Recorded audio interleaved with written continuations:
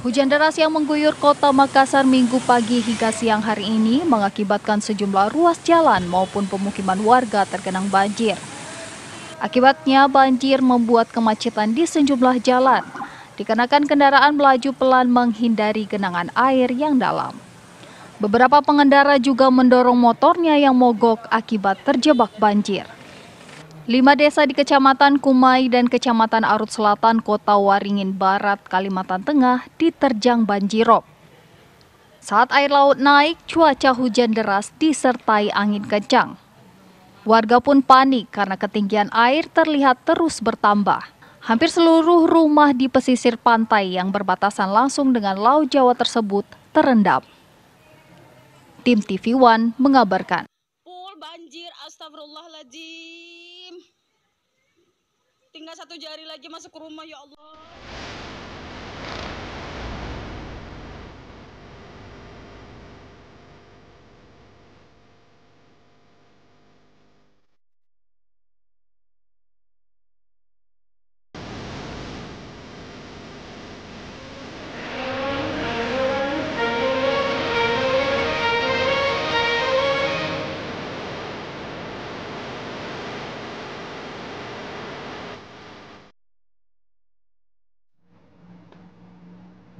Ya pemirsa, saat ini sejumlah daerah di Indonesia dilanda banjir, diantaranya salah satunya ini ada banjirop dengan ketinggian mencapai 1 meter yang saat ini melanda permukiman warga di kawasan Muara Angke, Penjaringan, Jakarta Utara pada Minggu siang kemarin. Ya, banjir yang sudah terjadi selama 3 hari, pemirsa, ini membuat ribuan warga di 2 RW yang terdampak harus mengevakuasi perabotan mereka ke tempat yang lebih tinggi.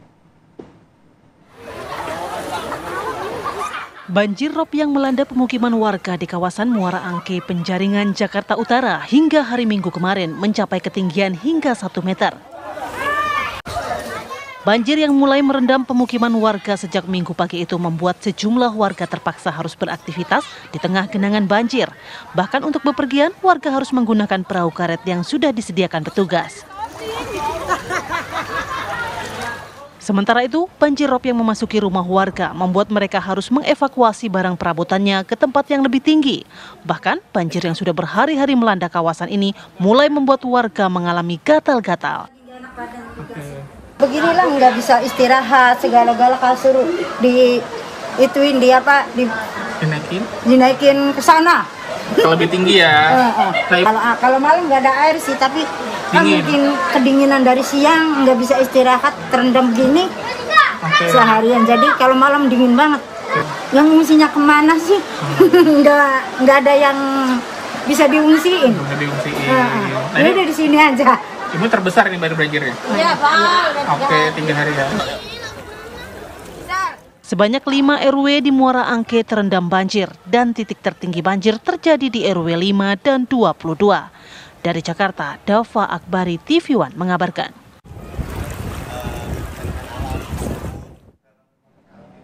Ya Putri, kalau sudah berhari-hari seperti 3 hari ini, saya mengkhawatirkan mulai ada mungkin dampak dari kejadian ya, seperti gangguan kesehatan. Gizi. Betul. Dan apalagi ini banjirnya 1 meter betul. Ya, kurang lebih sepinggang orang dewasa ya. Anak-anak ini bagaimana begitu kondisi mereka di sana, dan memang sudah menjadi langganan banjir sebenarnya. Tapi yang akhir tahun ini memang agak beda kan, karena memang gelombang atau ketinggian air di laut pun juga, atau gelombangnya pun juga bisa dikatakan naik juga begitu. Betul. Imbas dari cuaca ekstrim. Nah, langsung saja mungkin kita tanyakan ke rekan kita yang sudah berada di kawasan Muara Angke, Jakarta Utara, ada Syahda Yustisa. Syahda, bagaimana kondisi saat ini di sana, kesehatan masyarakat, dan juga apakah ada posko pengungsian juga untuk menampung mereka yang mungkin tidak karena kan tidak semua memiliki rumah bertingkat, betul. Begitu ya, dan mereka harus tidur di mana? Syahda, silakan. Baik, selamat pagi Putri Windasari Arifadil dan juga pemirsa. Banjirop kali ini kembali merendam pemukiman warga di wilayah Muara Angke, Penjaringan, Jakarta Utara. Kalau kita melihat pada hari kemarin, tepatnya pada hari Minggu, sebanyak 12 RT terendam. Namun update pagi ini Di pukul 7.20 waktu Indonesia Barat, satu ruas jalan ini sudah terendam banjir. Ini kita bisa lihat di belakang saya. Dan memang kalau kita tanya-tanya kepada warga, sejumlah warga menjelaskan bahwa banjir rob kali ini merupakan yang terparah. Nah, kalau kita pada pagi hari ini, kita akan membahas dari dua perspektif mengapa banjir rob kali ini bisa menjadi salah satu yang terparah. Ini pertama kami akan membahas dari sisi BPBD, yakni Badan Penanggulangan Bencana Daerah dan juga pengamat tata kota. Dan tadi kalau kita bisa lihat bahwasannya untuk tinggi air di pagi hari ini di pukul 7.20 ini sudah bisa mencapai maksud saya 10 sampai 20 cm. Nah, kita langsung saja nih, kita sudah tergabung dengan Kepala Analisa dari Badan Pusat Penanggulangan Bencana Daerah, yakni Bapak Yohan. Selamat pagi Pak Yohan. Selamat pagi. Pak Yohan, ini kan merujuk dari klaim warga bahwasannya banjirop kali ini merupakan salah satu yang terparah. Analisa dari BPBD itu sendiri, apa yang menyebabkan banjirop kali ini menjadi salah satu yang terparah? Baik, sebagaimana diketahui bahwa banjirop itu dipengaruhi oleh pergerakan bulan ya, dan ini memang prediksinya ada fenomena supermoon ya beberapa hari ini. Ini diprediksi sampai tanggal 20 Desember ini masih potensi terjadi banjirop, sehingga kami dari BPBD sudah standby di lokasi ya. Setiap pagi Kasatgas dan Danton dari Jakarta Utara ini sudah standby di sekitaran Muara Angke ya. Dan ini kita sedang berada di Jalan Dermaga Ujung, jalan yang menuju Dermaga, dan sebagaimana yang kita lihat ini sudah sampai 20 cm ya. Nah, kenapa di sini cukup tinggi di Jalan Dermaga Ujung? Karena ini merupakan wilayah cekungan ya. Cekungan, jadi paling tinggi itu sampai lebih dari 50 cm, bahkan sampai 80 cm ya, Sejidan ya. Jadi kira-kira seperti itu. Dan kami sudah menyiagakan personil, juga kita pakai perahu karet ya, ini sudah dibawa juga di kendaraan kami BPBD ini untuk membantu warga untuk evakuasi jika dibutuhkan. Namun sampai saat ini, selama beberapa hari ini, warga kami amati belum ada yang mengungsi ya daripada wilayah tinggalnya masing-masing gitu. Jadi ini situasi terkini ya. Dan ini diprediksikan masih beberapa hari ke depan gitu. Itulah mengapa BPBD atas arahan dari Pak PJ Gubernur mengarahkan kami BPBD untuk bekerja sama dengan BMKG untuk melaksanakan operasi modifikasi cuaca. Dan hari ini hari terakhir pelaksanaan modifikasi cuaca. Tujuannya apa? Kalau dikaitkan dengan banjirop, jangan kita tambah beban lagi debit airnya dari arah hulu ya, karena rob itu kan dari utara. Sementara kalau kita tidak lakukan langkah modifikasi cuaca, mungkin akan ada tambahan arus dari arah kali ya, dari selatan ke utara, sehingga bisa menambah volume genangan gitu dari rob dan dari selatan ya. Sementara itu dari pelaksanaan operasi modifikasi cuaca nampaknya hasilnya cukup signifikan ya. Karena Jakarta itu memiliki Pergub tentang kontingensi bencana, itu Pergub 13 tahun 2021, di mana di situ disebutkan ada 25 kelurahan dan ada sekitar 167 RT yang memang rawan genangan ya. Jadi kami benar-benar menyiagakan sepanjang tahun nih apa-apa langkah-langkah mitigasi terbaik untuk wilayah tersebut, termasuk juga di wilayah utara ya. Jadi pada saat pelaksanaan OMC kemarin atau operasi modifikasi cuaca, alhamdulillah 25 kelurahan itu tidak ada yang tergenang. Jadi kita sudah lebih dahulu mempercepat hujannya ya dengan menghadang awan-awan itu di wilayah, kalau kemarin di wilayah Selat Sunda, sekarang juga hari ini sepertinya di sekitar Selat Sunda juga di wilayah utaranya kota Cilegon ya. Jadi kita percepat hujannya supaya tidak masuk Jakarta. Bayangkan apabila tidak melakukan operasi modifikasi cuaca, mungkin rob iya, tapi ada tambahan debit air dari hujan yang melalui sungai-sungai itu akan ada peningkatan kapasitas volume air ya. Tapi Pak, berdasarkan pantauan dari BPBD itu sendiri, apakah juga ini ada kaitan dengan kontur tanah yang berada di yang tepat berada di lokasi Muara Angke ini? Betul sekali, kalau di wilayah Jalan Dermaga Ujung, tadi juga saya sempat diskusi sama warga, memang ini paling cekung ya, wilayah paling cekung. Ada beberapa titik lain juga yang cekung seperti dekat sekolah dasar sebelah sini juga, nggak terlalu jauh ya, saya kurang hafal. Tapi ini yang memang paling cekung ya, dan memang ini merupakan akses utama ke dermaga gitu. Jadi otomatis jalannya tergenang ya, dan beberapa kendaraan tadi kita pantau sama-sama nih banyak yang putar balik ya, karena khawatir robnya ini semakin tinggi gitu. Jadi kira-kira seperti itu. Terima kasih banyak Pak Yohan. Tapi nanti nih Pak, kita mau bahas lagi nih soal bagaimana cara warga tahu, dan juga kita akan memberitahukan kepada pemirsa dari perspektif tata kota. Tapi usai jeda berikut ini pemirsa, jangan kemana-mana, tetap di Apa Kabar Indonesia Pagi. Oke, siap. Masih di Apa Kabar Indonesia Pagi, pemirsa. Tentu saja kali ini kita akan membahas dari perspektif tata kota, bagaimana kemudian penataan kota yang baik di wilayah yang berpotensi mengalami banjirop. Nah, saat ini sudah tergabung bersama kami pengamat tata kota, Bapak Nirwono. Selamat pagi, Bapak. Selamat pagi, Mas Ade, apa kabar? Ya. Bapak, mungkin ini bisa dijelaskan, Pak, merespon juga dari tanggapan masyarakat yang tadi seperti saya sebutkan, ini dibilang banjirop terparah. Nah, apakah ini ada kaitannya dengan penataan di kota, wilayah pasti. Muara Angke ini? Ya, betul. Paling tidak saya mencatat ada 3 ya, menjadi catatan pertama. Kalau Jakarta itu kan selalu ada 3 jenis juga. Banjir kiriman, banjir lokal, nah sekarang banjir rob ya. Nah, kalau banjir rob ini posisinya selalu dekat daerah pesisir pantai. Nah, ini juga menjadi PR karena kalau ini tidak segera ditanggulangi, justru daerah-daerah pesisir pantai utara Jakarta ini akan lebih parah lagi ke depan ya. Apalagi kalau kita bicara isu soal perubahan iklim ya. Kenaikan air laut semakin tinggi, banjirop akan semakin terjadi. Nah, PR-nya menurut saya ada 3 ya yang harus jadi pertimbangan. Pertama, tentu pemerintah pusat kan sudah membuat NCID ya, yang tanggul raksasa atau giant sea wall yang rencananya akan diteruskan ya. Itu yang pertama. Nah, kedua, Pemprov DKI juga punya PR, yaitu apa, menata ulang kawasan pesisir seperti ini.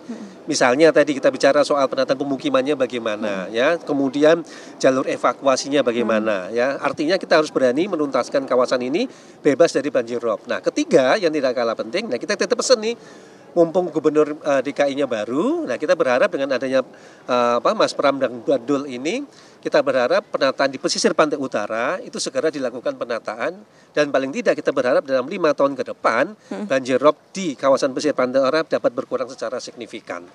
Ya. Terus kemudian Pak, untuk wilayah yang memang sering kali terjadi seperti wilayah Muara Angke ini, kira-kira apa yang menjadi faktor utamanya dibandingkan wilayah-wilayah lain? Kan ini yang paling sering nih Pak terjadi banjirop. Apa ini Pak? Jadi yang pertama ini secara teknis kawasan pesisir pantai utara terutama seperti di Muara Angke ini kan posisinya di bawah permukaan air laut ya. Artinya sedikit hujan saja maupun terjadi banjirop maka akan berdampak signifikan ya. Lokasi kita ini sebenarnya tidak jauh dari laut juga kan. Tetapi kita lihat bagaimana dampak air robnya ini semakin sering terjadi dan prosesnya semakin lama ya. Artinya kalau dulu mungkin cuma 1-2 hari, sekarang ini aja sudah masuk hari ke-4 ya. Artinya kalau ini tidak segera diantisipasi dengan isu perubahan iklim dan segala macam, bisa dipastikan banjirop akan semakin sering terjadi di daerah ini. Ujung-ujungnya apa? Daerah ini tidak lama lagi akan tenggelam ya secara permanen kalau tidak ada upaya dari pemerintah. Oleh karena itu yang tadi saya katakan, harus ada segera pembenahan di kawasan Muara Angke terkait juga tentunya kawasan pesisir pantai utara, tidak hanya di Muara Angke. Dalam konteks ini adalah bagaimana mencegah banjir rob tidak terjadi lagi di kawasan pesisir pantai utara. Nih Pak, dalam langkah atau upaya mencegah banjir rob itu terjadi, kira-kira skema seperti apa nih Pak penataan yang baik untuk wilayah di area Muara Angke ini? Saya bagi jadi 3 ya. Satu, bicara soal infrastrukturnya, teknisnya ya. Kalau infrastruktur teknisnya maka tadi pemerintah pusat sudah punya program Giant Sea Wall ya. Nah, tapi ini kan tentu juga harus diikuti juga dengan tugas dari pemerintah daerah apa? Pemenahan kawasan pesisir pantai utara, tata ruangnya diatur lagi. Muara Angke juga dievaluasi kembali. Apakah sebagian wilayah pemukiman misalnya yang terdampak banjir rob ini bisa direlokasi ke lokasi yang agak aman dari sini misalnya ya. Terus kemudian selain tentu penyediaan pompa sudah pasti ya, tetapi yang tidak kalah penting ke depannya kawasan pesisir pantai utara ini benar-benar dapat bebas dari banjir rob. Nah, ini mungkin yang kita harapkan dalam 5 tahun ke depan kita siaran di sini lagi, banjirropnya sudah nggak ada. Sudah nggak ada. Kira-kira gitu harapannya. Nah, ini Pak, ini kan tadi juga seperti yang dijelaskan oleh pihak BPBD terkait ini juga ada kaitannya dengan kontur tanah. Apakah kemudian ketika dilakukan penaikan tanah ini memungkinkan nggak untuk membuat banjirop ini terminimalisir? Ya, yang tadi saya katakan. Laporan dari BMKG, masukan dari teman-teman pada penanggulangan bencana daerah DKI, ini kan harusnya jadi masukan bagaimana untuk menata ulang kawasan pesisir tadi, ya. Nah, kalau dalam konteks ini tentu konteks tata ruangnya harus ditinjau ulang. Apakah semua lokasi, apakah pemukiman di sini sudah benar-benar perlu direlokasi atau tidak misalnya. Kalau terdampak banjir rob secara terus-menerus tentu tidak menjadi hunian yang layak misalnya kan, tetapi perlu digeser misalnya. Nah, tentu kita juga berpikir bagaimana kawasan ini kalau nanti umpamanya tidak ada untuk pemukiman misalnya. Bisa jadi kalau tidak salah kalau dari kita baca programnya Mas Pram ini kan ada program. Kalau pemerintah punya Giant Sea Wall, Mas Pram kan punya Giant Mangrove Wall. Nah, kita berharap dengan kedua program antara pemerintah pusat dengan pemerintah DKI dapat bersinergi mengatasi banjirop secara secara berkelanjutan ke masa depan. Kira-kira itu catatannya. Nah, ini catatan dari pengamat tata kota. Nah, kemudian kita akan kembali lagi nih kepada mari Pak Yohan, boleh maju sedikit Pak Yohan. Nah, ini Pak, antisipasinya bagaimana kemudian warga ini bisa mengetahui, kalau tadi kan dalam percakapan kita sebelumnya Bapak sempat menjelaskan bahwa upaya-upaya yang dilakukan BPBD seperti mengevakuasi dan lain sebagainya. Nah, apa Pak yang membuat warga ini cekatan lebih awal untuk mengetahui lebih dini bahwa akan terjadi banjirop? Baik, lebih dini sekarang nih lebih banyak kan semua menggunakan yang namanya gadget ya. Jadi kita masuk dari situ, kita bisa diakses melalui website BPBD Jakarta Go ID, atau yang paling lebih hits sekarang itu pakai media sosial kan. Nah, di media sosial karena segmen umurnya banyak, maka kami masuk ke semua segmen nih. Kami punya Instagram, kami punya Facebook juga masih ada, kemudian X juga ada. Nah, kami sampaikan di situ dengan bahasa yang semaksimal mungkin bisa dipahami oleh masyarakat ya. Dalam hal ini dalam bentuk Instagram sederhana. Kadang-kadang kami bikin reels juga nih bagaimana how to gitu kan untuk mitigasi banjir ya, apa yang harus disiapkan, termasuk juga kami mengungkapkan tentang perlunya setiap rumah atau setiap kepala keluarga ya Pak Nir ya. Ini butuh yang namanya tas siaga bencana. Jadi tas siaga bencana itu yang isinya kebutuhan dasar ya untuk satu keluarga. Di situ ada pakaian, ada makanan ringan. Dan kalau memang ada dokumen-dokumen penting baiknya ditaruh di situ. Atau minimal kopiannya lah ya. Jadi kalau terjadi tenggelam atau apa, ini masih bisa menyelamatkan diri lah yang hal-hal yang penting itu gitu. Jadi kira-kira seperti itu. Dan tentunya ini kawan-kawan kami juga di BPBD Jakarta Utara ya.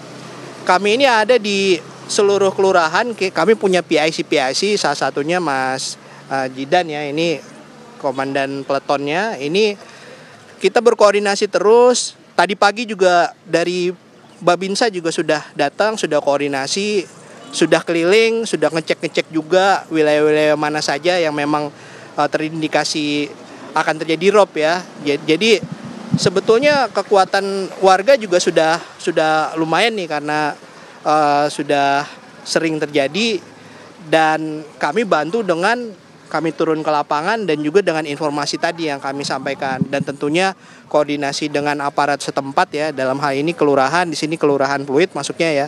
Kami terus BPBD itu sering berinteraksi dengan lurah dan aparat, jajaran aparatnya ya. Kami menanyakan apa yang harus disiapkan, apakah perlu pengungsian ataupun berapa banyak bantuan yang harus dikerahkan gitu. Namun demikian apapun yang kita lakukan nih, satu kata terakhir dari saya adalah bahwa bencana itu tidak bisa dihadapi sendiri ya oleh pemerintah.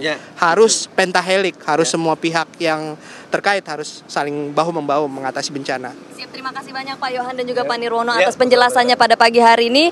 Ya pemirsa, kebetulan banjir di wilayah Muara Angke ini semakin tinggi nih. Kebetulan kaki saya juga udah terendam banjir nih pemirsa bersama dengan narsum-narsum saya.